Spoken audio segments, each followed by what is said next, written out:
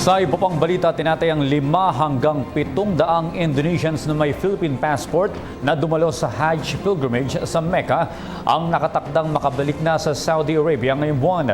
Inaasahan namang babalik muna sa Pilipinas ang mga ito bago tuluyang magtungo sa kanilang bansa. Hindi naman kasama ang mga ito sa 177 Indonesians na naharang sa Ninoy Aquino International Airport kamakailan.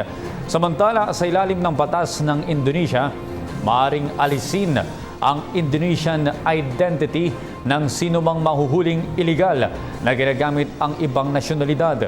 Ngunit ayon sa pamahalaan ng Indonesia, hindi nila itinuturing na mga kriminal ang mga ito. Bagkus ay nabiktima lamang dahil na rin sa kagustuhan ng mga ito na makadalo sa Hajj. Ako po si Cathy San Gabriel. Subscribe na sa PTV YouTube channel. I-click lang po ang subscribe button.